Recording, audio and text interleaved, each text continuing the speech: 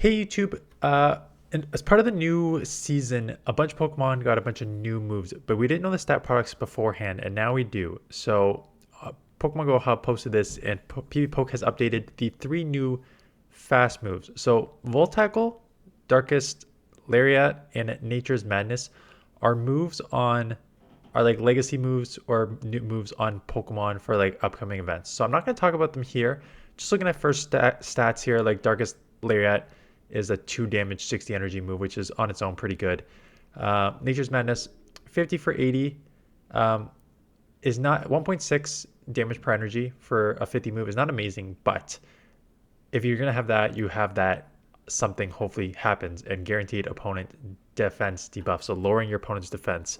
So then, as a 1.6 damage turn for 50 energy, but lowering your opponent's defense makes decent sense. Um, but the three that we're going to focus on in this is Sand Attack, Psywave, and Metal Sound because these are the three fast moves that were given to a bunch of Pokemon. So just a reminder um, of where those come into play uh, right here. So Metal Sound is going to be given to a bunch of Steel Pokemon. I think Magneton, Magnezone, and probably Bronzong, and Wormadam Trash to a certain extent, as if you don't want to just use the confusion, are the ones who are going to potentially benefit the most. We'll look at the stats in a second. Psywave, again, I didn't think there was much, if any, here that would actually benefit from Psywave because I think Malamar already has Psycho Cuts, which is probably a better move anyways. And the other six don't really have play. And then Sand Attack. This is the one that was potentially really interesting. Sand Slash, Doug Trio, and then potentially if it's super fast spamming Staraptor instead of Wing Attack, we'd have to we'll look at the stats in a second. And Hippowdon and Paleo Sand, again, depending on how fast this thing can spam. So let's look at the stats. So Sand Attack, 1 turn fast move, 2 damage, 4 energy. So I know PvPoke has already updated this, and since it's a 1 turn move, we can just organize by 1 turn move just to make it easier. So Sand Attack right here. Didn't highlight it. There it is. Sand Attack, right? 1 turn move. You get 2 damage per turn and 4 energy per turn. So the 4 energy is quite fast. So let's just for comparators, Lock On, which makes Reggie sort of broken, 1 less damage, which is whatever, but 5 energy, right? So it just charges super fast. I said that Sand Attack looks like it's probably gonna be a Fury Cutter clone, and hello, Fury Cutter, exact same stat product. So it is a Fury Cutter clone, which is not surprising.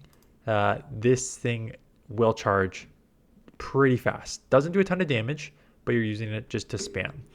So the question is, with 4 energy per turn, do any of these Pokemon that get Sand Attack become better?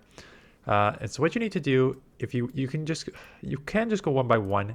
I guess the easiest way to do this is just go one by one and go to the Pokemon to see what if PvPoke was already. I love PvPoke. This site is awesome. Has already updated it, and you can see here that Sandslash already had Mud Shot, which is one of the fastest energy charging in the game. So you're giving up like half an energy per turn for a little more damage. I guess not consequential damage, 0.7. I don't know if that's worth it. I think you just, with something so glassy, you might just want to spam anyways. So Sand Attack versus Mud Shot there is debatable. Flygon also has Mud Shot from what does it have Mud Shot or is it just, yeah, it does have Mud Shot. It does have Mud Shot as well. So again, with something so spammy Mud Shot, I probably just use Mud Shot over Sand Attack. It's up to you whether you think that 0.7 damage per turn is worth the half of energy that you lose. I think it just depends how you play the Pokemon. Yeah, it depends how you play the Pokemon and what you want its strength and weakness to be. Like whenever Mud Shot's an option with how spammy it is and how fast it charges, I'm using that on Pokemon just because hard moves for me do the majority of the work. Hippowdon and Paleo Sand are the only other two I wanted to check. Because Hippowdon kind of got... Hippowdon, I think, is the biggest increase here. Yeah, and this is the one where you're now actually getting a fast energy move. So Hippowdon had good stats, right?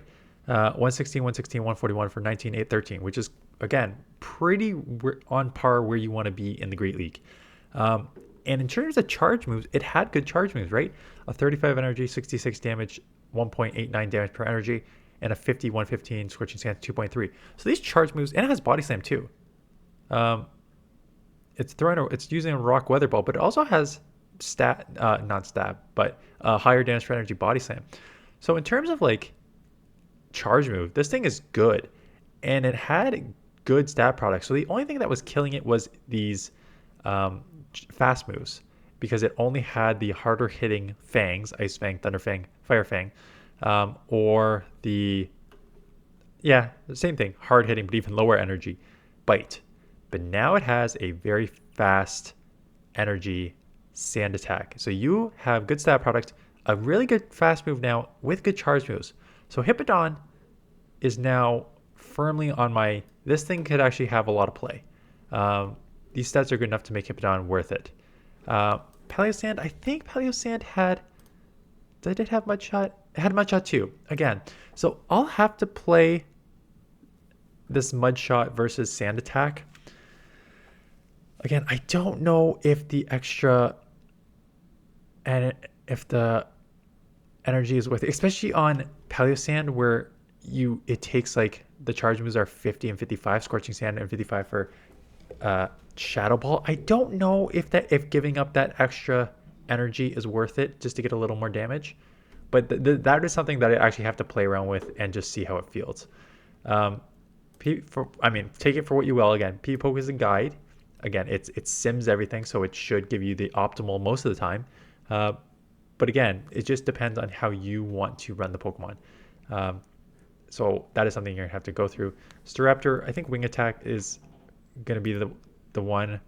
Because Wing Attack is the same energy with way better damage. Wing Attack is a great fast move. Okay, so that is Sand Attack.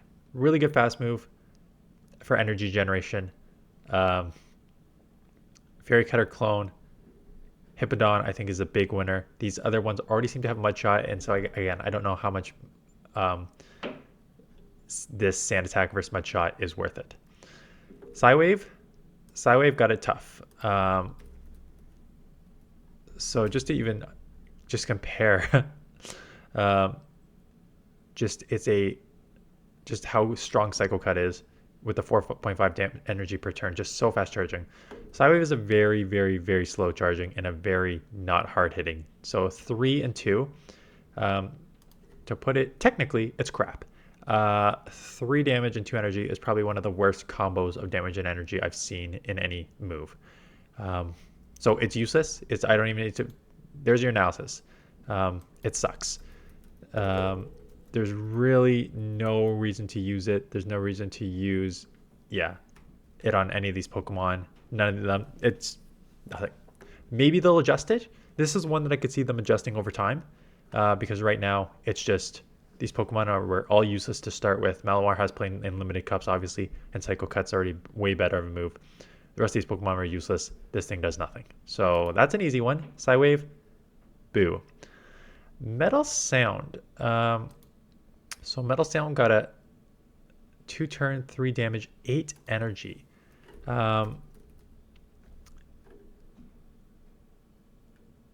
So damage per turn 1.5 and energy 4.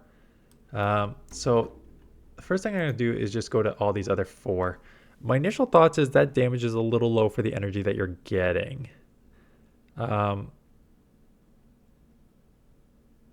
And that's exactly where's the... Oh, sorry, I organized by... But yeah, this is kind of what I thought, right? So these are all your 4 energy... Geez, my highlighting is not on today. These are all your 4 energy per turn moves. And as you can see, it is just above present. which is like a joke move. So the fact that you have a terrible, terrible damage per energy and you're not up, like if you have 1.5 damage per energy, you really need to be at this like 4.5 energy or 5, right? Lock on is just broken, but like I don't understand why it's not a clone of all these other shots, right? Of all these other moves. Fairy Wind, Mud Shot, Poison Sting, Psycho Cut, Thunder Shock. All 1.5 damage per energy, damage per turn, 4.5 energy per turn. But this one, you have the same damage per turn at 1.5, but with slightly lower energy. So not the best move. It does give you quick 4 energy per turn is still pretty decent. So the question is, do any of these Pokemon, which were stuck with very, very long-term moves, right? Magneton, Wormadam, Bronzong, Magnezone, all had like super long Volt Switches or Confusions, right? I haven't looked at this, but my first guess is because when you look at this move here, Metal Sound, and just compare it with Volt Switch and compare it with Confusion, Volt Switch already has 4 energy per turn. Confusion is a little slower, but way harder hitting. So one, if Pokemon has Volt Switch, you're not going to switch it with Metal Sound. And then Confusion, slightly better energy, 3 to 4, but like giving up 1.5 to 4 versus Confusion. So I can't imagine that you're going to move this move with any of these Pokemon, you don't. It's unlike the bottom Pokemon, which don't even have a move, but otherwise you're still using Volt Switch and Confusion on these Pokemon. So a bunch of new moves on a bunch of Pokemon, but the only one that matters short term is the Sand Attack. So I think Sand Attack is an improvement. I think that, like I said,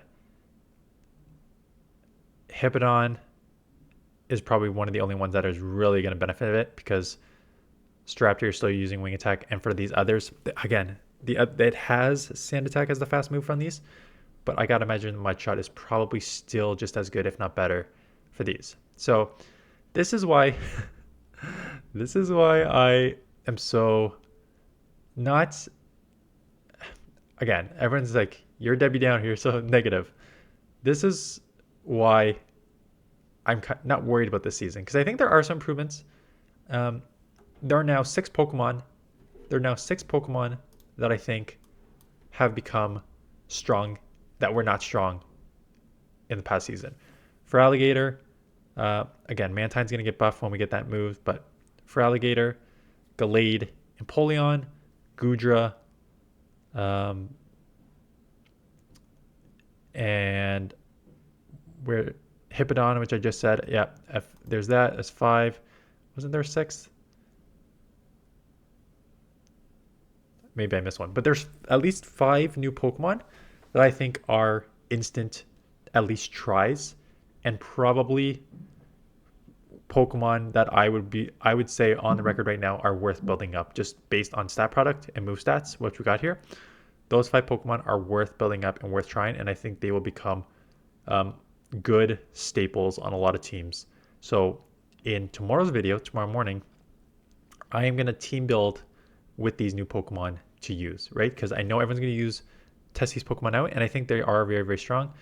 Empoleon for Alligator, all these things. Gallade, everyone's going to use them, and I think team building with them is what I think is going to be the best to do. So I'm going to team build tomorrow morning for you guys with those Pokemon for the Great League teams, and then we'll do an Electric Cup. People even have it's not out yet. But yeah, it's Electric Cup. Who cares? Maybe I'll do a top teams for that. I may not even bother because no one's going to play it and it sucks, but it's a search function, so it's not bad. Anyways, so that is it. Again, I didn't like the meta last season.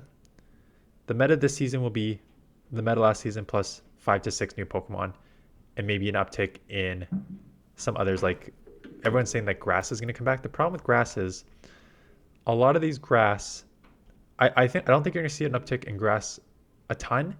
I think you're just gonna see an uptick in Trevenant a lot, and that is because if a lot of these people are gonna run water Pokemon, they're almost always gonna pair it with Skarmory, and having a Superior or a Lurantis or a Venusaur or a Meganium just get absolutely walled by Skarmory. Trevenant will handle the water Pokemon while also being able to kind of handle Skarmory.